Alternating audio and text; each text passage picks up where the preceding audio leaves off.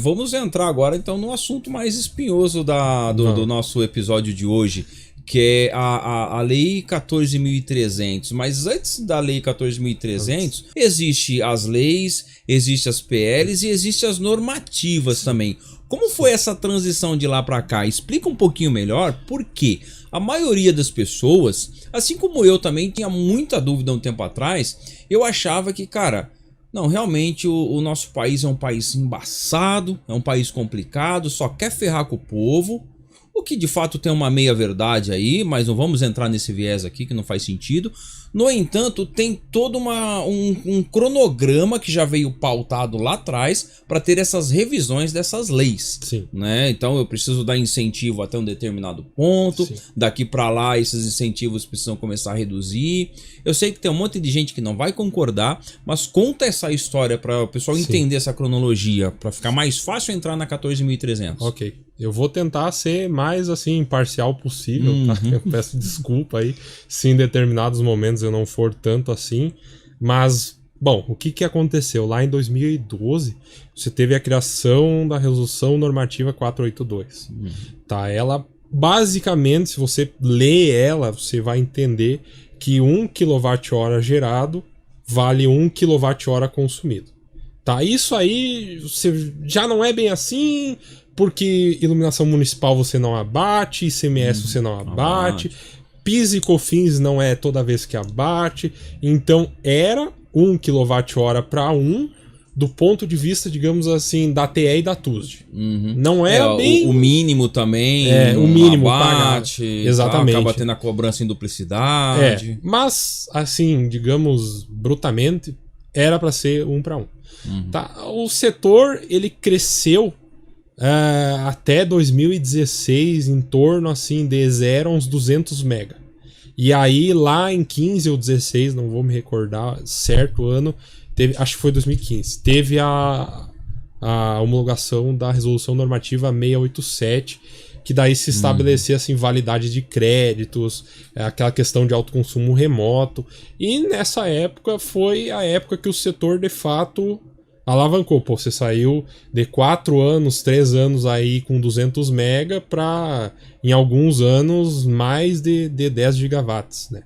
Então você vê que a 482 começou e a 687 consolidou de fato o que a gente conhecia por geração distribuída até janeiro desse ano. Só que aí, tá, isso aí vai ser lá para 2019, mais ou menos, a ANEEL tava com uma conversa de que assim, pô, se a gente fizer 1 para 1, a gente não vai estar remunerando o serviço de distribuição das concessionárias.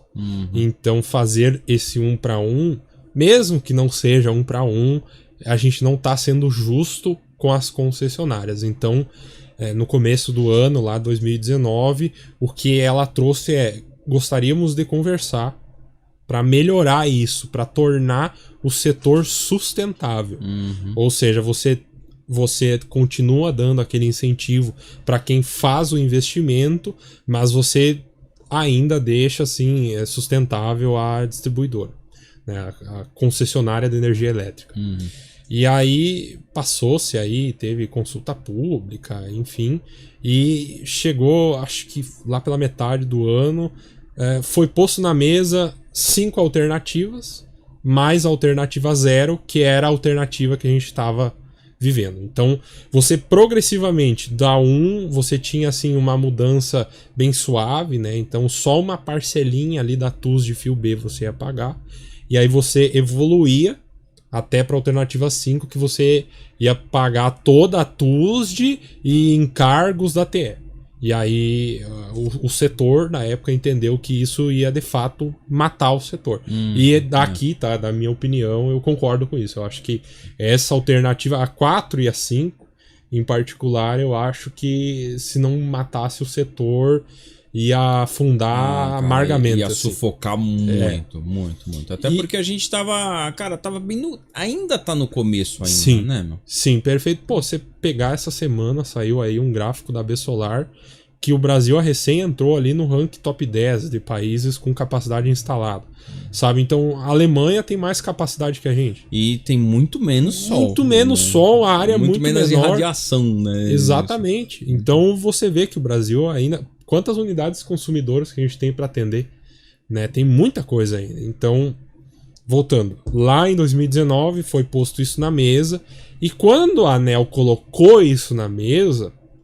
Ela falou assim, olha, a gente sabe que a 4 e a 5 são muito bruscas, a gente gostaria de discutir 1, 2 e 3. E aí ficou assim nesse empenho de discutir por uns, diria assim, uns 3, 4 meses.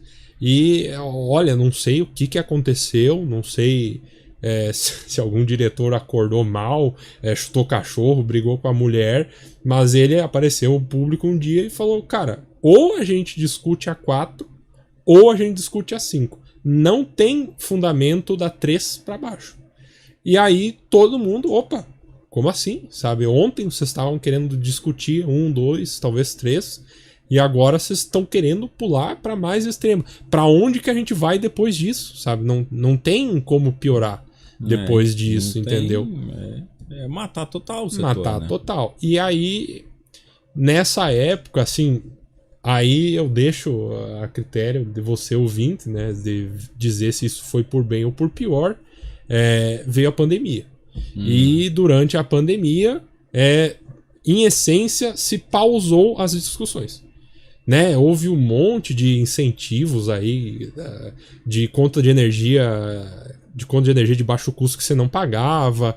Não estou nem falando de quem tem sistema, eu estou falando assim que o governo entendeu que nessa época não era pauta. Então cessou com isso, se deixou em stand-by. É que aí nessa época tava se discutindo isso que você falou, tava se discutindo a PL 5829, né? Que essa da 0 até a 5 tava englobado nela, né? Que eram umas coisas bem mirabolantes. Dentro dessa PL, a gente tinha o que se transformou a 14300. Isso. Ela surgiu como uma resposta, digamos que uma força bruta, para o que a ANEEL estava tentando impor como resolução normativa. Então vamos lá, você tem a lei, aí você tem a resolução normativa, que ela precisa seguir o que a lei fala, e aí você tem as normas, digamos, internas das próprias concessionárias. Então é uma escadinha. Né? Se você tem uma resolução normativa, a concessionária ela vai implementar tecnicamente aquilo ali. Entre aspas. Não, aqui eu deixo a critério do ouvinte, tá? Eu sei que não é bem assim, mas na teoria é isso que tem que acontecer. Então, a ANEEL tava na resolução normativa e a PL tava, assim, um remédio que a gente tinha para o que a ANEEL queria fazer através de resolução normativa. Então, se a gente não consegue discutir com vocês, a gente vai ter que buscar outro meio. Esse meio era a PL 5829. Mas, enfim, ficou ali 19, no começo da PL, já estava sendo discutida, na discussão da ANEEL, da resolução normativa, entrou a pandemia. Pausou todas as discussões, e aí a gente ficou ali todo o ano de 2020, né? Na verdade, de março de 2020, quando estourou a pandemia, até dezembro de 21, sem ter nada muito da PL. Tinha coisas da PL, mas não era muito substancial. E sem muitas coisas dessas discussões da ANEEL.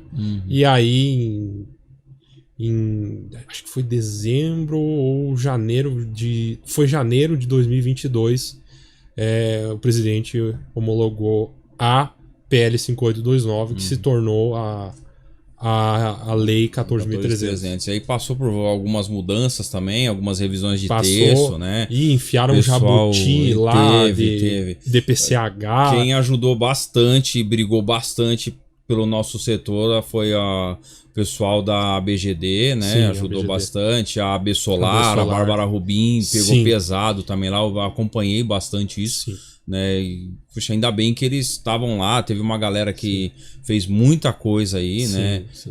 E ajudou a chegar no ponto que a gente chegou, né? Sim, então... Tentaram enfiar coisa pra caramba no meio lá, hein, cara? Sim, enfiaram bastante coisa, mas, assim, o que a gente teve como output, né, o que a gente teve assim como resultado disso, foi que a ANEEL, tudo o que eles tinham de plano marabolante, eles simplesmente não puderam mais implementar, né? Então essa que a gente comentou aqui no início, valoração de 1:1, ela não é mais 1:1, mas é longe de ser a alternativa ou a 4 ou a 5 que a ANEEL do dia para noite quis implementar. Então, da minha visão agora como Ivan CPF, tá? Quando você parte assim para a ignorância, quando você fecha o diálogo da maneira que o setor inteiro entendeu que a ANEEL fez lá em 2019, você dá brecha para o outro lado também partir para a ignorância.